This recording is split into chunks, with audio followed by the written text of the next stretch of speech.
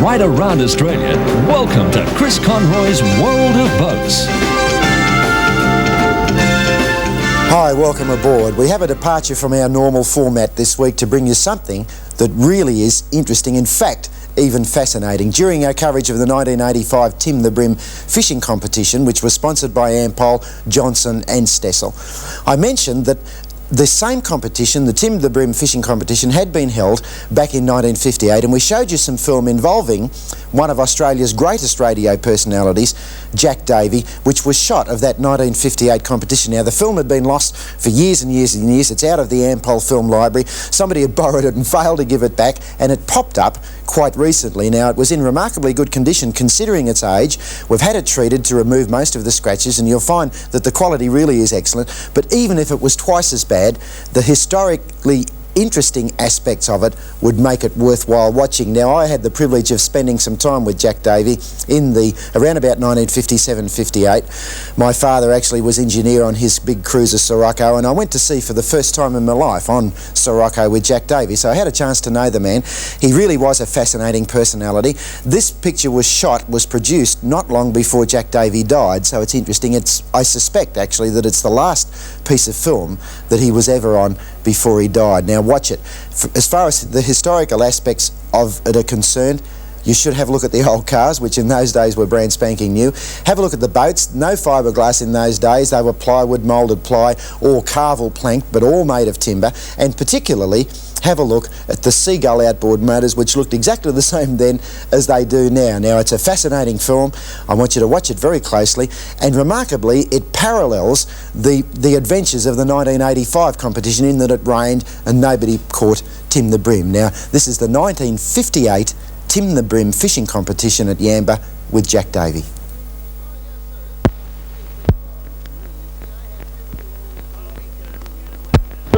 Going down Yamba, hell the full of moon. I'm gonna try my luck there with the anglers of the best at the Ampol National Fishing Contest. I've travelled o'er Australia, north, south, east and west. I've been so many places, I don't know which is best. I've always had a yearning, and now I'll get my wish, to go down there to Yamba and try to catch a fish.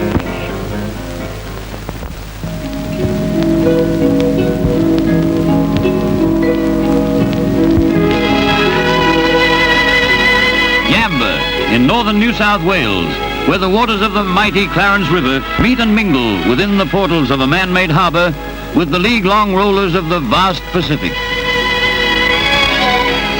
In June, this wide-bordered estuary becomes probably Australia's greatest fishing ground for bream, because these tasty fish swarm in their thousands from miles upstream to spawn in the rough water where the river meets the sea.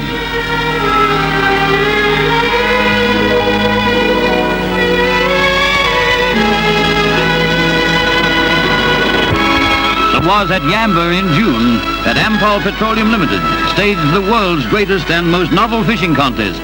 Prize money of £14,000, £1,000 for anyone who caught Tim, a river bream wearing a metal tag as a badge of his worth. Normally, Yamba in June is a sunny, sleepy hamlet of 750 people. But thousands of anglers and would-be anglers from all over Australia crowded into the little town for the first division of the two big fishing contests which preceded the mass hunt for Tim. A fierce winter cyclone brought rain and leaden skies, but these didn't damper the ardor of the anglers or stop the fish from biting. For 20 hours, all through a wind and rain-swept afternoon and an even wilder night, hundreds of anglers huddled in small boats fished upon the sheltered waters of the estuary. Others, more hardy, perched precariously on rocky breakwaters built half a century ago to shape and channel the river mouth for use as a deep-sea port. And on headlands outside where the wind blew hardest and one false step could have meant disaster, fearless rock hoppers made their long casts, and when luck guided their lines, pulled in king-size tailor and jewfish.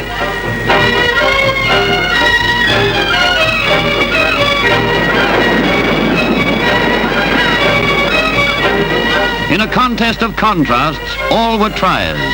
All with the time-proven wisdom of anglers were patient.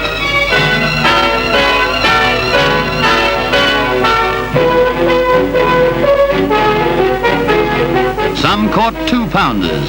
Others brought 20-pounders to the weigh-in. Terry Jones caught the biggest of all, a 45.5-pound jewfish.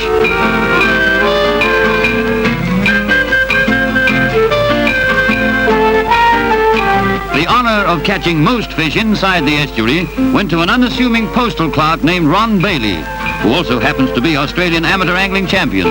In 20 hours, he landed 133 bream, a catch which won him more than 300 pounds. Altogether, in the first division of the contests, the anglers caught 1,377 pounds of fish.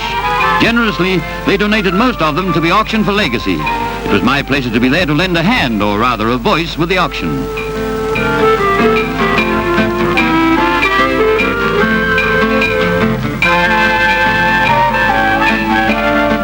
Of course, the anglers kept some for themselves.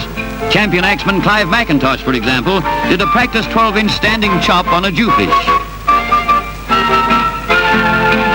And these little fellas finished where they belong. You can almost smell them.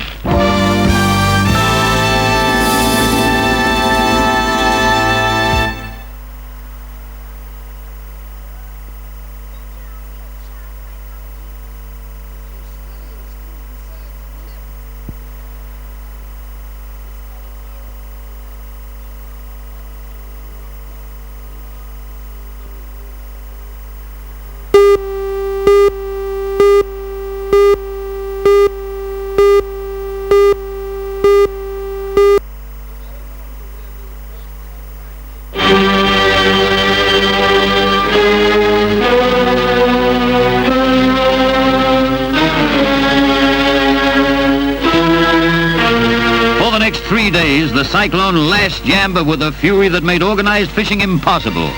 But it didn't stop the anglers from preparing to fish, from indulging in that rare old pastime beloved to all brim fishermen, gathering yabbies for bait.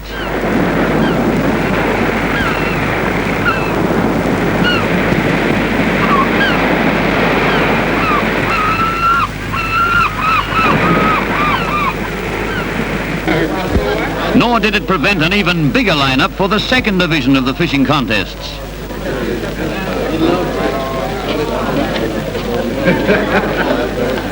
Notice the tight-lipped young man in the sou'wester. He's John Garvin, Yamba's champion catcher of big jewfish. Bailey, in his army hat, was relaxed as he waited for the siren to send the anglers on their way.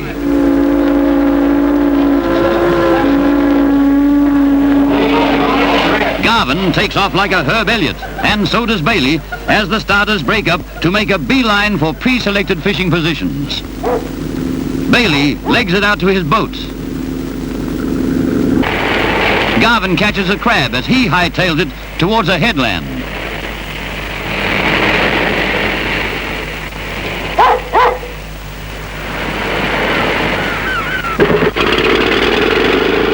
Bailey's on his way. So is Garvin, but with mountainous seas pounding in, he holds little hope that the jewfish will be biting.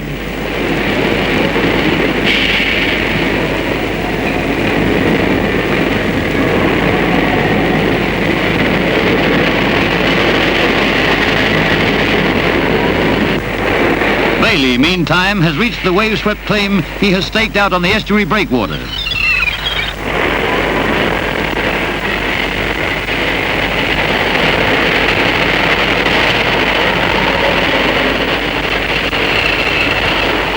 As Garvin retreats before the anger of a rising sea, Bailey and his mates Ron Cron and Len Thompson are in action less than 15 minutes after the contest starts.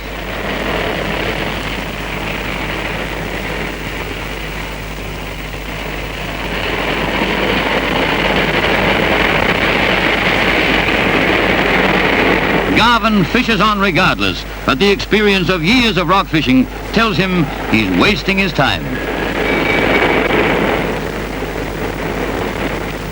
As the afternoon draws on, the setting sun silhouettes three iron men, impervious to sea and wind and rain, as Bailey, Cronk and Thompson settle down on their craggy catwalk to fish all night.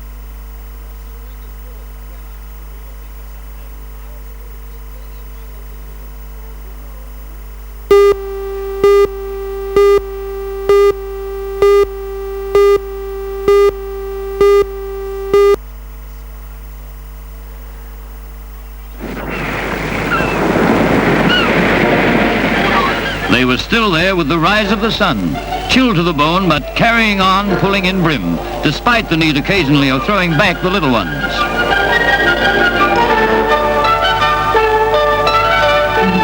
Bailey, who says his fishing line is so sensitive that through it he can hear the Bream whispering together, reels in one that's undersized. Nonchalantly, he throws it back and almost in the same motion reaches for another yabby. Cronk, fishing in the background, lands a beauty.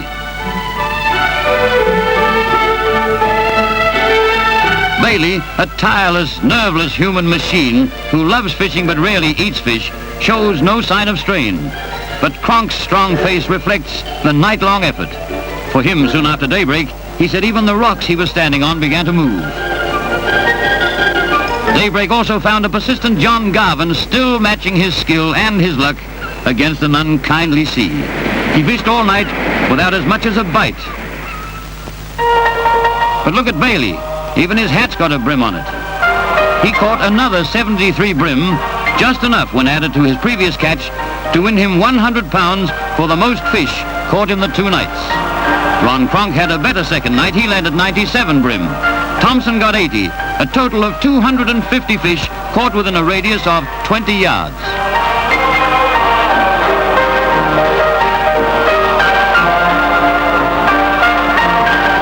Roy Davis won 100 pounds by catching 124 Bream weighing 246 pounds. He lives at Yamba. He also won a fortnight's holiday at Yamba. Gordon Jarrett on the left had to get a mate to help him carry in his 161-pound catch, which won him first prize of more than 300 pounds in the Rock and Beach contest.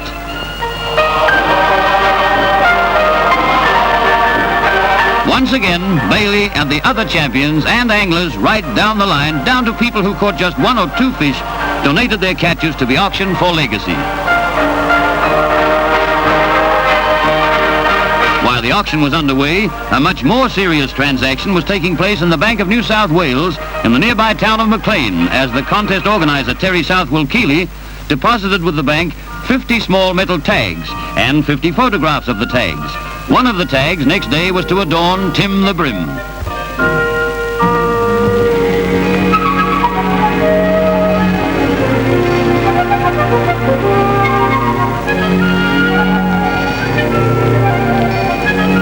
Bank manager Eggins took no chances. One of those tags could be worth 10,000 pounds. He made doubly sure they were safe. He put them in a safe within a safe. There they stayed until he got them out for the big event next day.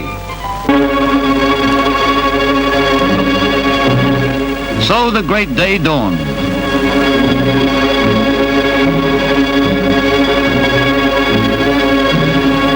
But the westerly knew what was in the wind, that Tim was in danger. It ruffled the waves with its chill breath of caution. They in turn passed the warning on to every fish in the estuary. In other words, it was a lousy day for fishing. But thousands were already here, and thousands more were soon to join them, all hoping to leave 10,000 pounds richer.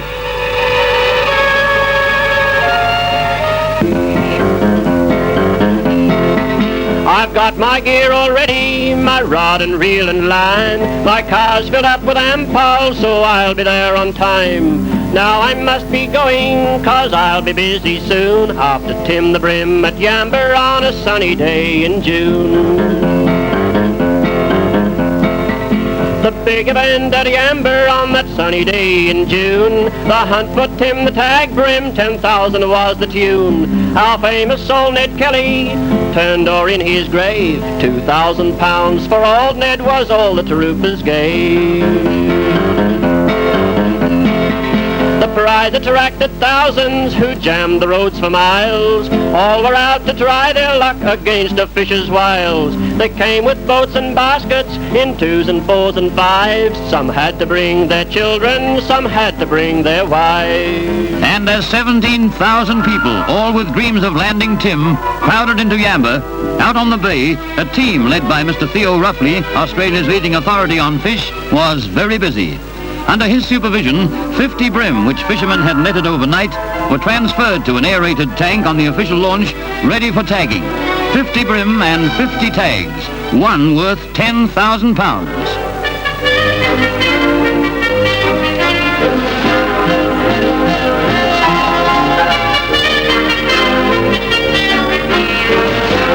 With great care not to injure the fish, Mr. Ruffley attached the tags. Once they were secure, his assistant quickly restored each fish to the haven of the dark waters of Yamba Bay.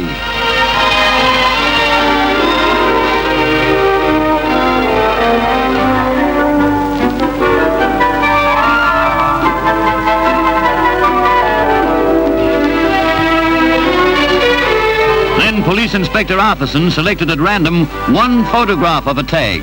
He sealed it before anyone could see the number. What a lottery. The person who brought in a brim wearing the corresponding tag would win £10,000.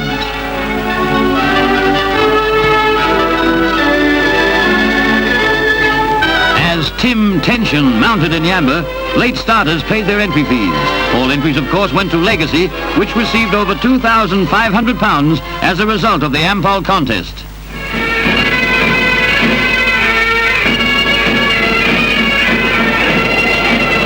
Then came the grand parade. I volunteered to lead the march. Right behind those marching girls, I had one of the finest views in Yamba.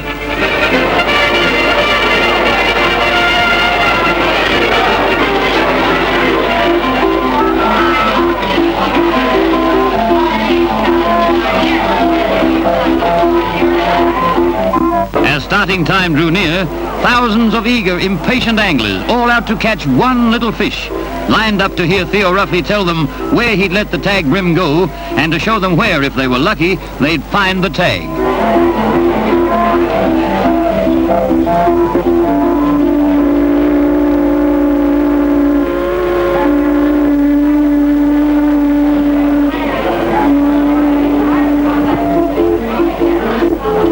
And so the biggest fish hunt in the world got underway, something Isaac Walton never dreamed about when he wrote The Complete Angler. Soon 600 boats of all shapes and sizes were jockeying for positions on the choppy waters of Yamba Bay. There were one-man boats, 1.5-man boats, 2-man boats, 3-man, well, at least 2.5-man boats.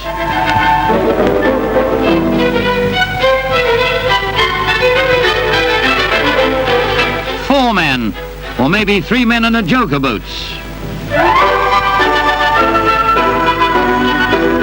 There were boats that came 3 at a time.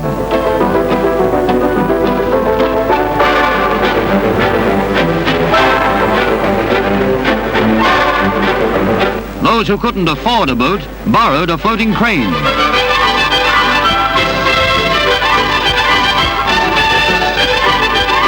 There were girls, God bless them, who fished under arms. Girls who fished over arms.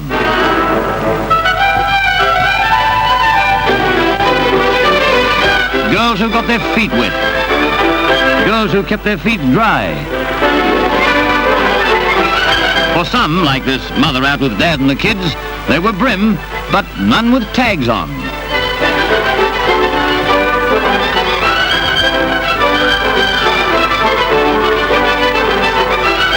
There were those not interested in comfort, and those who were. There were people with fishing lines everywhere, big people and little people, on the water, on the shore, thousands of people, all after one little fish.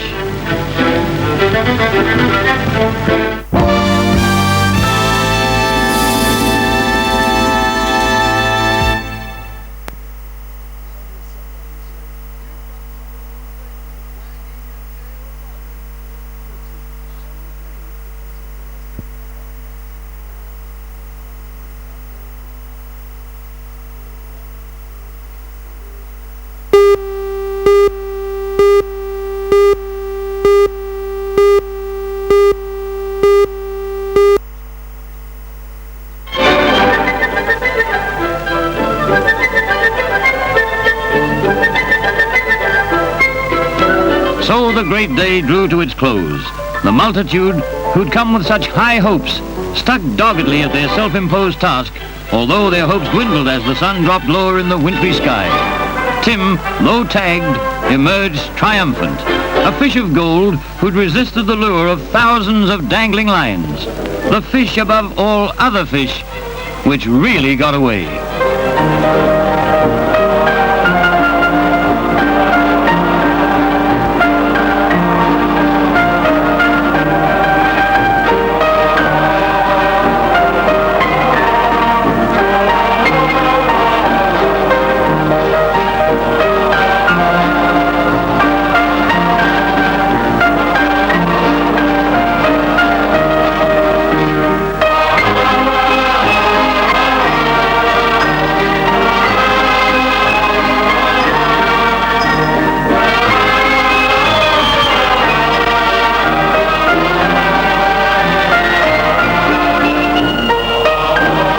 If anybody sees one of these pelicans going into any branch of the Bank of New South Wales, don't be rude to him. He could be a very wealthy bird.